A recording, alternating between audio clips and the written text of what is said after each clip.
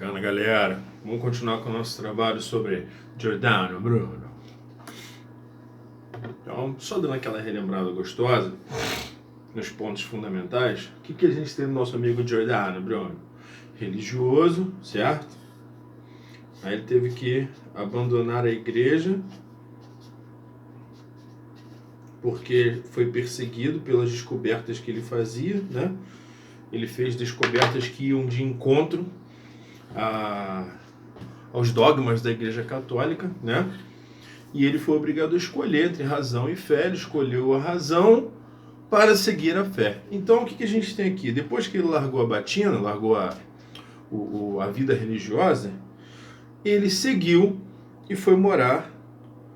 Ele seguiu a vida, né? Seguiu os estudos e foi morar em um lugar onde a igreja não tinha mais influência.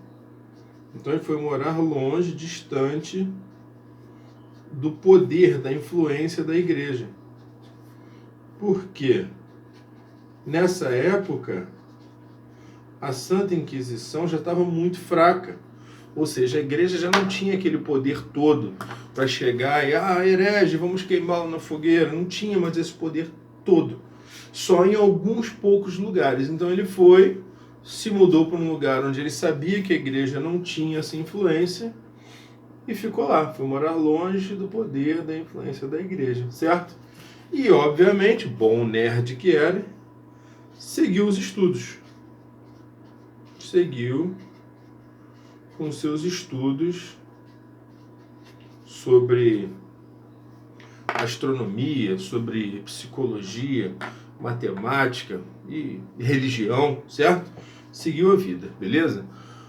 Só que acontece um momento... Ele sempre tinha busca por Deus, né?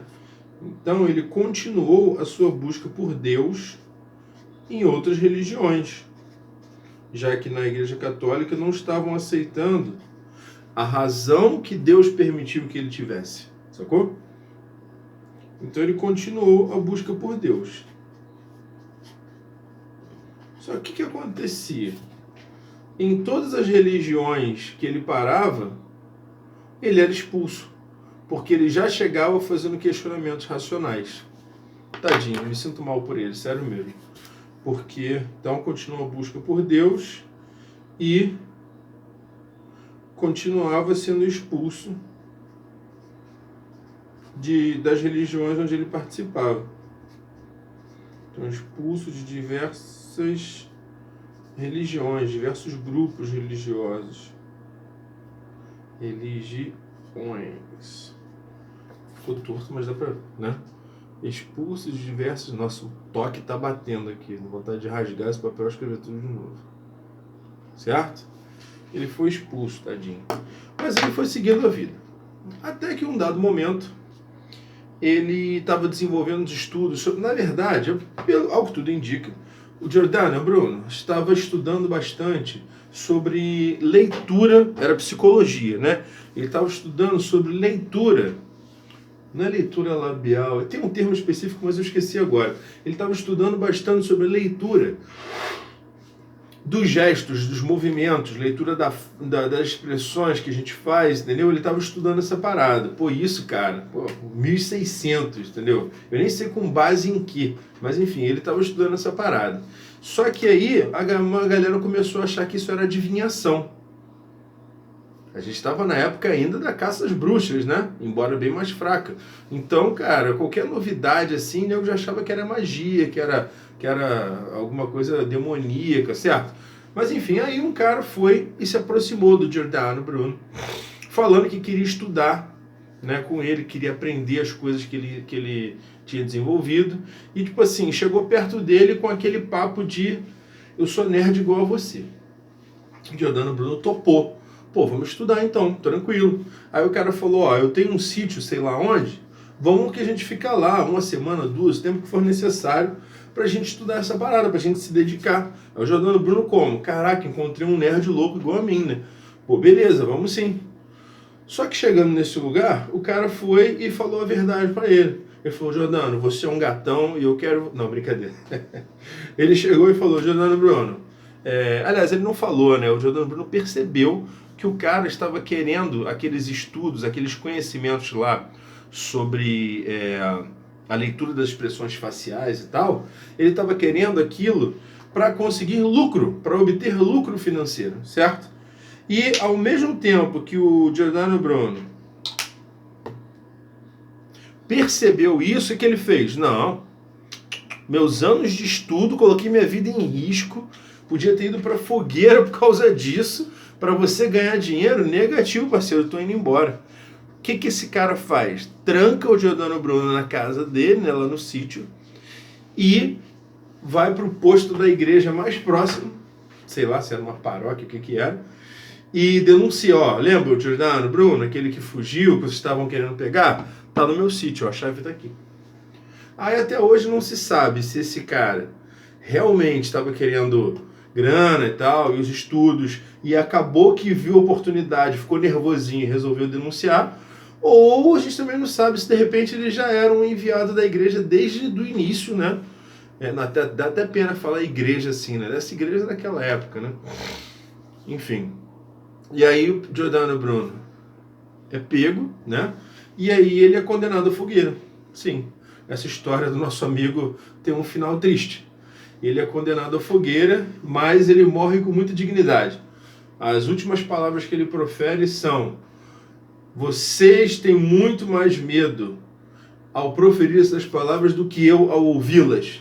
E morreu dignamente na fogueira. Chato, né? E eu tô me lembrando agora que eu não cheguei a comentar com vocês um aspecto positivo da fogueira. Obviamente que não existe. Mas enfim, é porque a gente fica pensando, caramba, como é que religiosos aceitavam um negócio desse, né, de queimar um ser humano vivo? Tinha uma explicação racional por trás disso. O lance é, se você morre ainda sendo impuro, ainda sendo um pecador, a sua alma, que é a sua essência, né, vai para o inferno. E de acordo com as crenças lá deles, a sua alma vai ficar no inferno para sempre queimando. E como eu disse, a alma é a nossa essência, portanto, a dor é muito pior na alma do que no corpo. E aí existe a possibilidade de uma troca. A troca é, você morre em fogo aqui. E isso purifica, a sua alma se desprende do corpo e vai para o céu. Aí fica uma troca clara. É um sofrimento horrível, né? Você morrer sendo queimado, mas segundo a crença, né, é mais tranquilo, é menos doloroso queimar no corpo do que queimar na alma. Então você queima alguns minutos aqui, tem uma morte horrível, mas passa, você vai para o céu, ou então você vai para a eternidade impuro, né? E você vai ficar queimando pela eternidade na sua forma de alma. Então existia um processo misericordioso aí nesse meio do caminho, entendeu? Mas é claro que a gente sabe que infelizmente virou um jogo político, de poder e tal. Então, ó, o último item aqui, infelizmente, é Giordano Bruno é o quê? E quais foram as acusações, certo? Ele é preso, acusado de diversas coisas.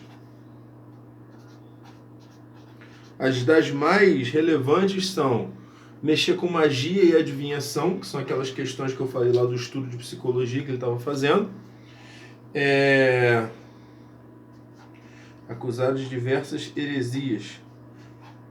Outra parada também que ele foi acusado foi questionar a virgindade de Maria. Cara, esse é sensacional, né, cara? Esse cara é muito bom. Por que questionar a virgindade de Maria? Porque não faz sentido. Não existia cesariana nessa época, né, cara? Abria a barriga. Então como é que vai parir uma criança, né? Por onde a criança sai e permanecer virgem? Não faz sentido, entendeu?